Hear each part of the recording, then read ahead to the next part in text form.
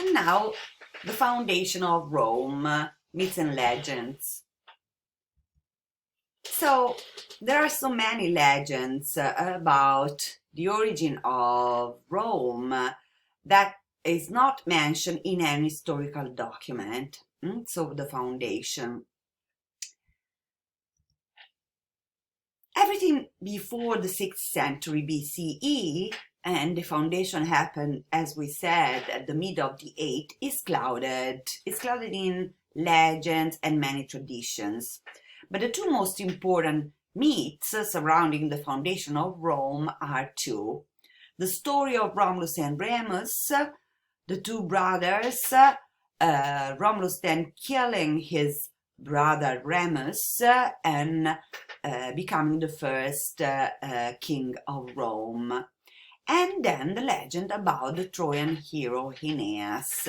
So a hero taking part in the War of Troy in the 13th century BCE.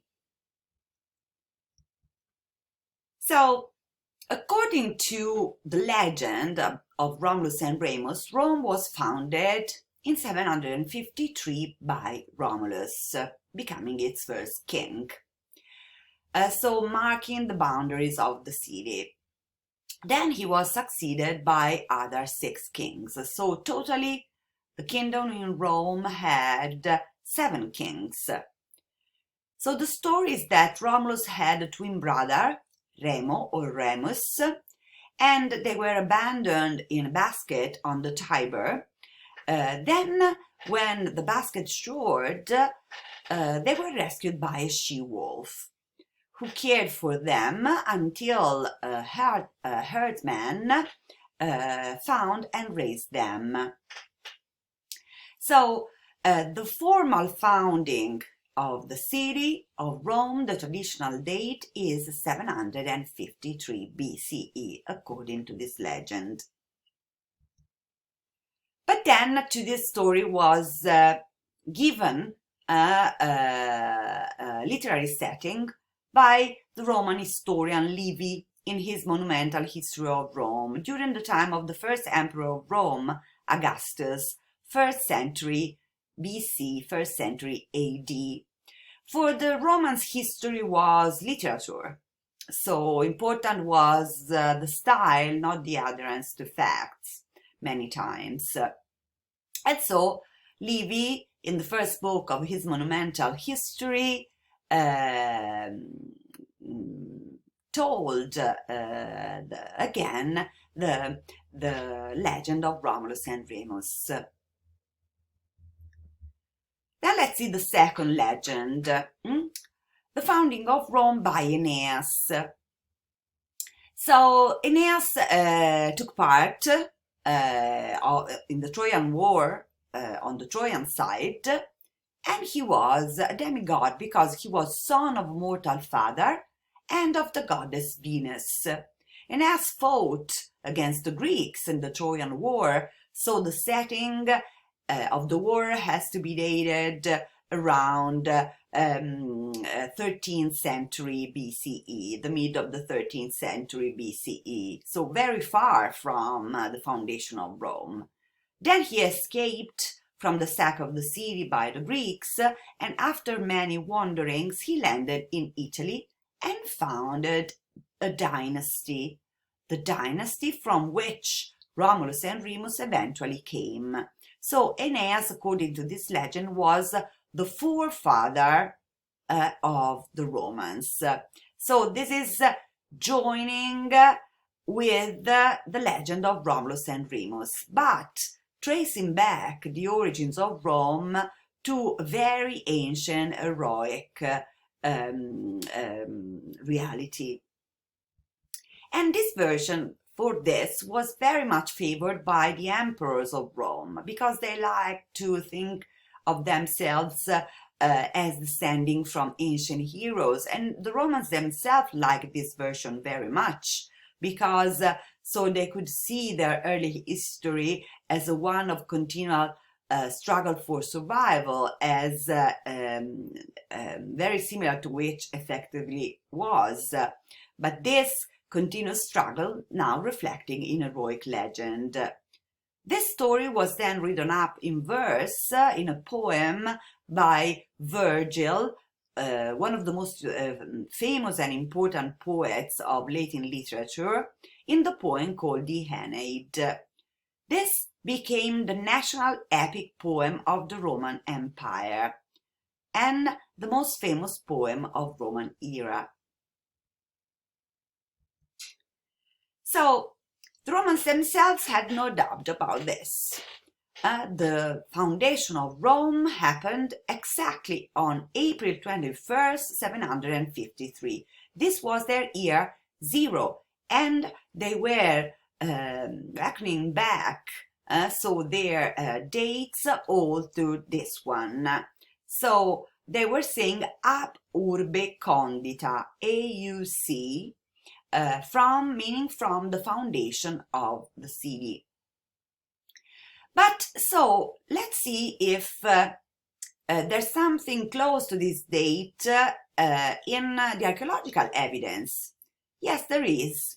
In 1948, on the Palatine Hill, traces were found of huts of a settlement of shepherd folk, dating exactly about 750 BCE. So this ties very closely to the established legend. Then recent excavation found the two boundary wall of the same period. So this again is the location of the very first, according to legend, settlement of Rome, and where effectively have been found traces of a village of the mid of the 8th century. And what have been found on top of the Palatine Hill are these foundations.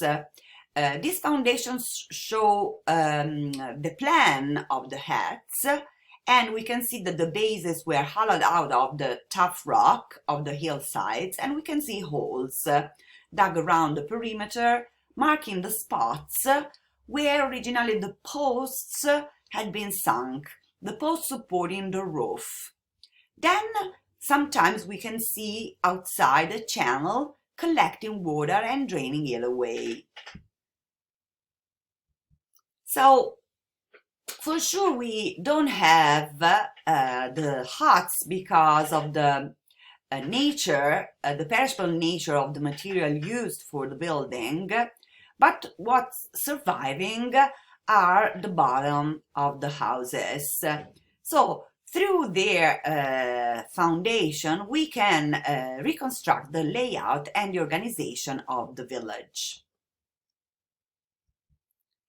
From objects like this is a cinerary urn shaped as a hut, so dating more or less the same period.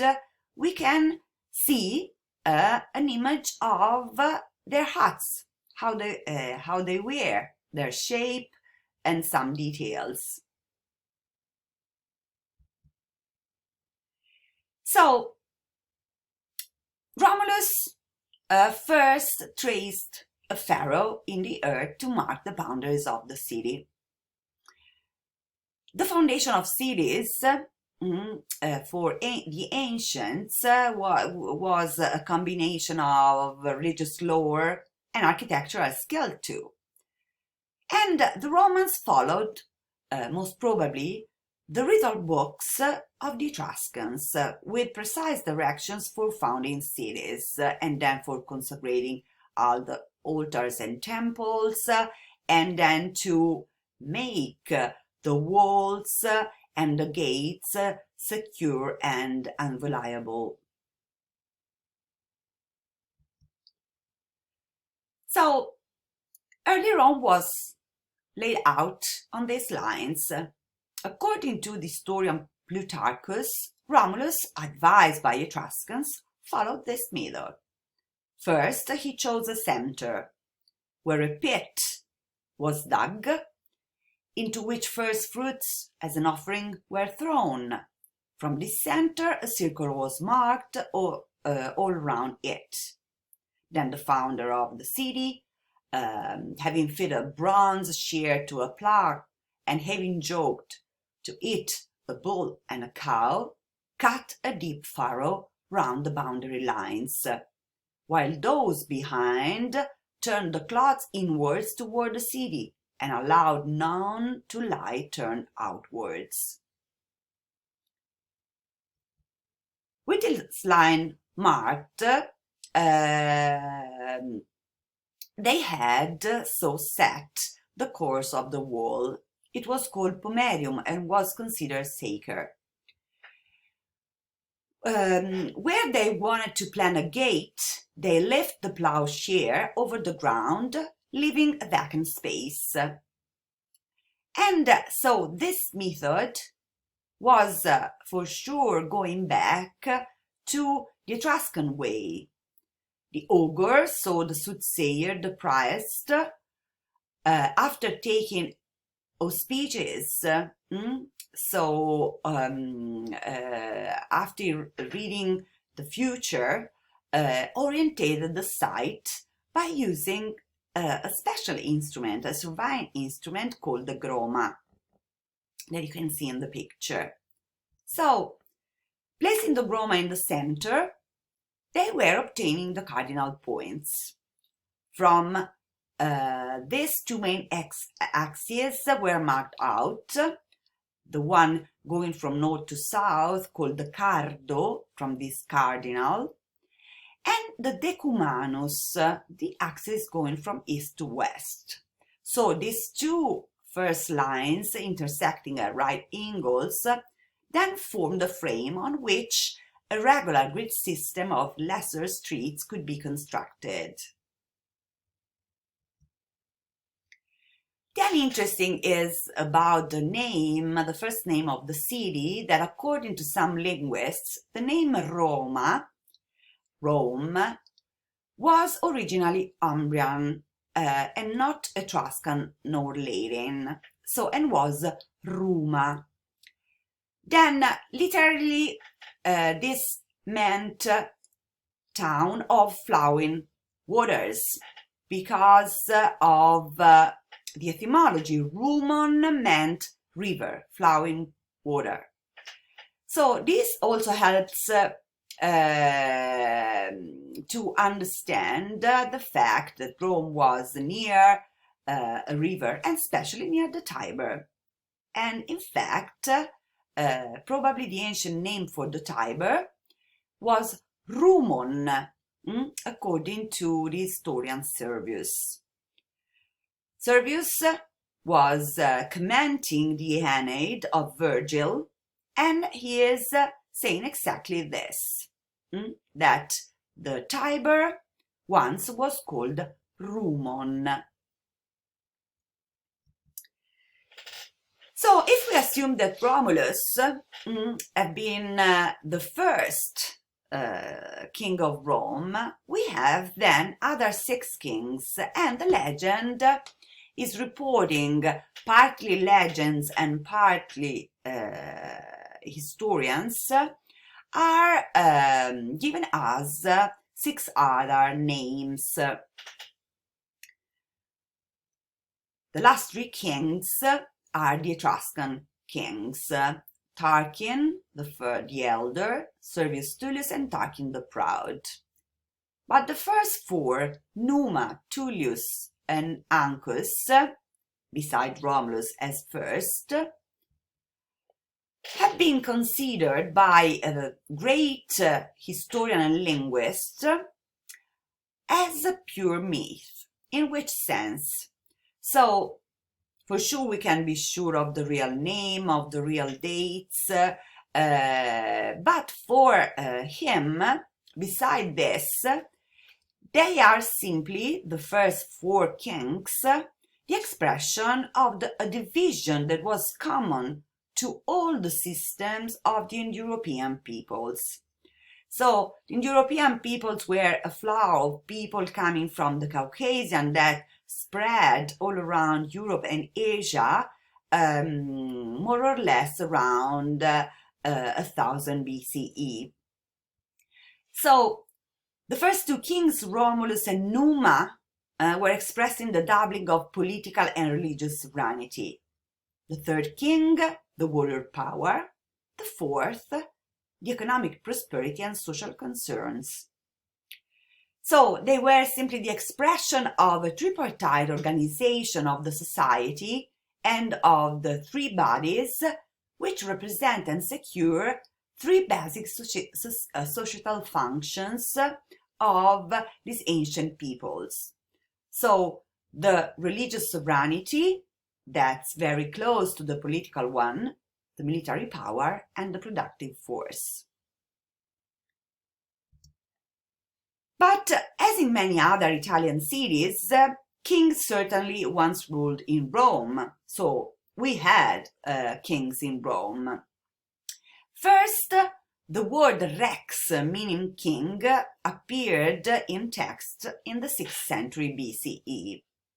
Then there is another social element, the aristocracy, present in this same Italian cities, having its own political, religious, and military roles. The leaders of the city aristocratic families, the so-called fathers, patres, patricians, met in a council of elders known as the Senate. This council chose the kings, so the monarchy was not hereditary, helped them making policy. And so all of this because one of the chief characteristics of a fully formed city-state, as we said, that Rome became during his first centuries, was a citizenry organized to fulfill some specific roles, political, religious, and military. So the origin of the name of the upper class of Rome, the patrician, is patres. Patrician comes from pater, patres, meaning fathers. This is very interesting because the concept of the father was extended into the community. Each aristocratic family had a leading man, a father, not only having power on the household, but on a large group of followers called clients. So these were hangers-on depending on the patricians for patronage and economic support, and in return they gave their labor and in time of war military service. So in Roman society there's a sharp distinction in between the patricians and their clients and the common people, the plebs, the plebeians on the other. So plebs, plebeians are the common people of Rome, opposite to the patricians, the nobles, the aristocrats.